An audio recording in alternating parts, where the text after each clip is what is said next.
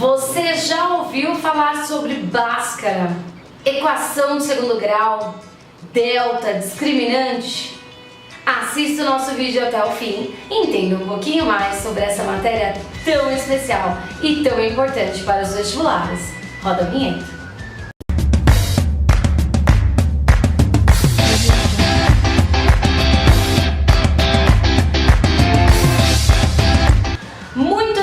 Antes de Cristo, equação de segundo grau já era uma novidade, já era um assunto muito tratado por egípcios, gregos e babilônios. Porém, a resolução que eles faziam eram resoluções textuais, eram resoluções com problemas com etapas. Não tinha a fórmula que hoje nós conhecemos. O responsável pela elaboração da fórmula foi o francês Viète, que tinha como propósito modernizar a matemática em função da álgebra. Claro que Bhaskara teve toda a sua importância no meio tempo desse desenvolver da fórmula com o conceito, mas ele ainda traduzia muito em texto. Foi o Viète que fez a parte da tradução de simbologia, mas como foram muitos envolvidos na fórmula, o homenageado ficou Bhaskara. Vamos olhar um pouquinho agora a representação e entender os termos, entender a fórmula, entender a sua aplicação. Bom, vamos entender um pouquinho melhor agora da representação gráfica da equação do segundo grau. A forma geral da equação do segundo grau é esta: ax² mais bx mais c igual a zero. Toda estrutura que tem uma igualdade é uma equação, e toda estrutura cuja incógnita possuir o maior grau como 2 vai ser uma equação do segundo grau, beleza? Três coisinhas super importantes da equação do segundo grau: o A, o B e o C. Essas três letrinhas representam os coeficientes numéricos de cada termo da equação, e são eles que são utilizados para resolver os valores de x, ou seja, para encontrar através das fórmulas as raízes. O primeiro deles é o A, né? Então vamos entender o que é o A. O A simplesmente é o coeficiente que acompanha a incógnita que realmente designa o termo a uma equação do segundo grau. Este A, ele sempre tem que existir. Então ele não pode ser zero. Por isso já apareceu aí na tela para vocês que o A tem que ser diferente de zero. Isso é automático, beleza? Porém, os termos B e C, eles podem atribuir a qualquer valor. Positivo, negativo, fração decimal, inteiro, não importa. O importante é que eles estão aí, sendo zero ou não. Como assim? Vamos supor que você não tenha o termo com a incógnita x, ele não aparece. O B é zero. Vamos supor que você não tenha nenhum termo que esteja apenas um número. O C não aparece, então ele é zero. Mas o termo A sempre vai aparecer, beleza? A ênfase que daremos nesse vídeo é a resolução através do delta e do Bhaskara. Então vamos relembrar essas duas fórmulas tão importantes. Delta é igual a b² menos 4 vezes A vezes C. E o Bhaskara, que é a fórmula do x, é igual a menos b mais ou menos raiz de delta sobre 2 vezes o A. Quando falamos de x, o x ele representa as raízes da equação, ou seja, aqueles resultados que eu vou substituir ali em cima na nossa estrutura e, independente do valor que seja A, B e C, vai ser igual a zero, a igualdade vai existir, belezinha? O discriminante, que é o delta, que é esse triângulozinho, nós temos para que ele defina quantas raízes nós vamos ter. Nós vamos ter duas, porque é do segundo grau. Nós vamos ter uma. Nós vamos ter nenhuma. Então, vamos lá. Primeira, se o delta for maior que zero, a equação vai ter duas raízes reais. nós chamamos de x1 e x2. Se o delta for menor que zero, ou seja, negativo, não vai ter raiz nenhuma, beleza? Até porque, se vocês observarem aqui na fórmula do Bhaskara, o delta está dentro de uma raiz quadrada. E existe raiz quadrada de número negativo? Não. Então, não vai possuir raiz, ok? E se o delta for igual a zero, a equação vai ter apenas uma raiz real. Vamos entender o que diferencia ter duas ou ter uma. Se vocês observarem aqui na nossa fórmula, nós temos menos b mais ou menos raiz de delta. Esse mais ou menos, um vai para o x1, o outro vai para o x2, ou seja, ora eu somo a raiz, ora eu subtraio. E se o delta for zero, a raiz de zero é zero. Então imagina você somar um valor com zero, ou subtrair deste valor zero. Vai alterar alguma resposta? Não. Então nós vamos ter apenas uma raiz. Agora, se esse delta for, por exemplo, 4, que é um valor maior que zero, a raiz vai ser 2. E faz diferença nós somarmos ou subtrairmos 2, ok? Vamos a exemplos numéricos para ficar melhor. Vamos supor que a gente tenha que resolver este exercício, resolver em R a equação.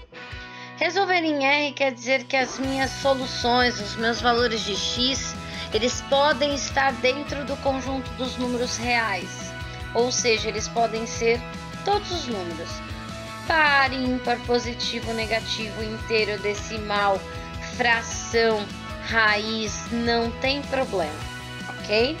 Mas o primeiro passo é encontrar os coeficientes, porque a gente viu no slide anterior que são eles que vão ser substituídos nas fórmulas.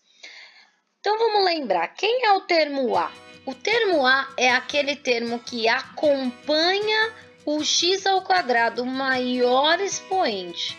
Quando não houver nada, como é o caso, nós vamos sempre encarar que tem o valor de número 1. Logo, o A vale 1, ok? Toda vez que a gente quer encontrar o B, nós vamos procurar a incógnita que esteja elevado ao primeiro grau. No caso, o valor de 6x. Então, o 6 é o meu coeficiente do B. E por fim, o termo C vai ser sempre aquele que não houver incógnita. É o termo independente, que neste caso do exemplo é o 9. Ok? Termos definidos, nós vamos substituir na fórmula do delta b ao quadrado menos 4 vezes a vezes c os valores encontrados. Então, vai ficar 6 ao quadrado menos 4 vezes a, que vale 1, vezes c, que vale 9. 4 vezes 9 vezes 1, 36. 6 vezes 6, 36. 36 menos 36, 0.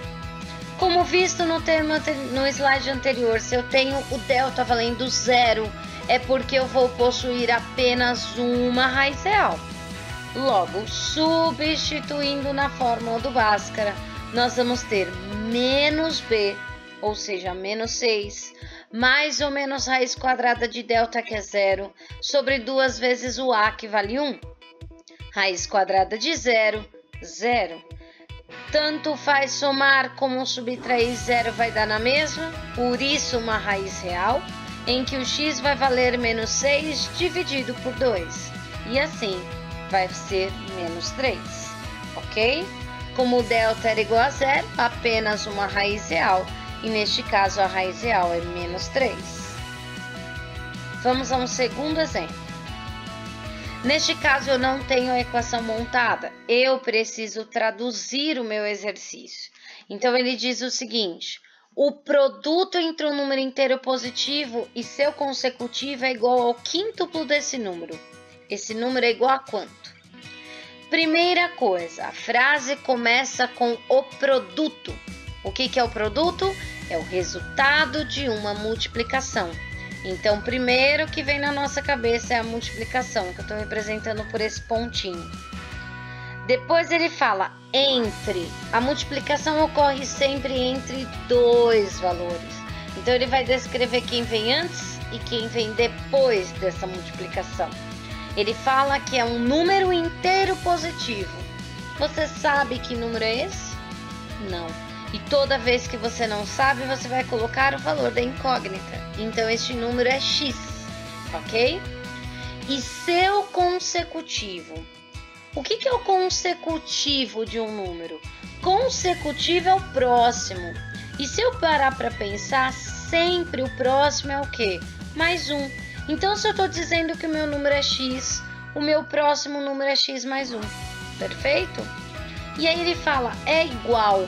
É igual é o símbolo, igual ao quíntuplo desse número. Que número, gente? O número inteiro e positivo, perfeito? Então, se ele quer um número inteiro e positivo, ele quer x. E o que é quíntuplo de x?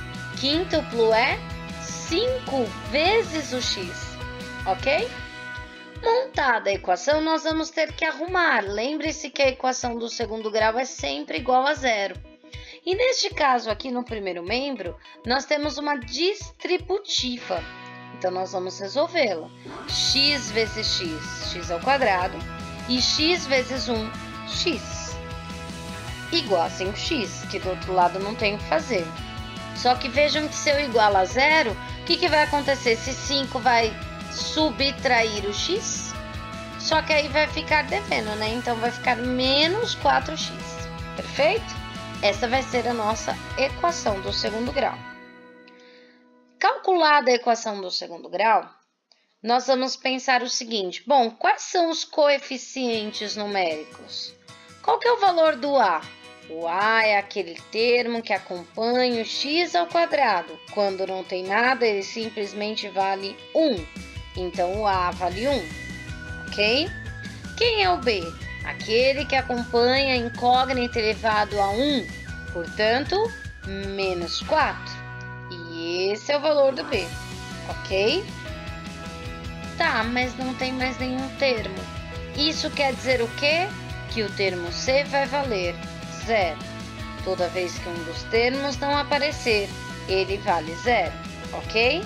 Substituindo em delta e Bhaskara, delta é igual a b ao quadrado menos 4 vezes o a vezes c.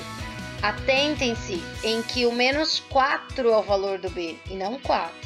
Então, eu sou obrigada a colocar os valores em parênteses para que eu não esqueça da regra de sinal, para que o menos esteja ali presente, ok? Então, menos 4a ao quadrado, menos 4 vezes o a, que vale 1, vezes o c, que vale 0. Menos 4 vezes 1 vezes 0 vai dar 0.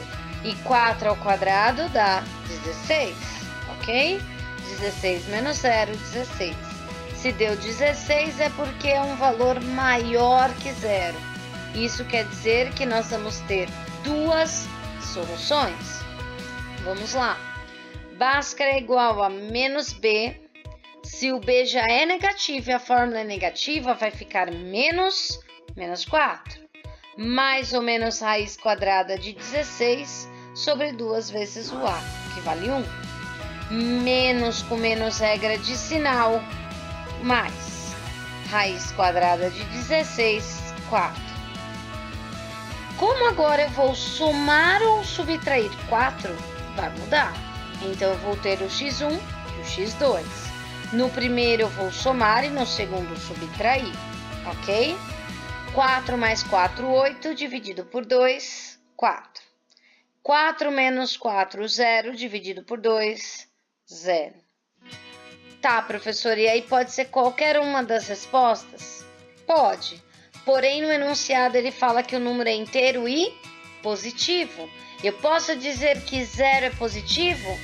Não, 0 é neutro. Então, x1 é a nossa resposta, que é o valor 4.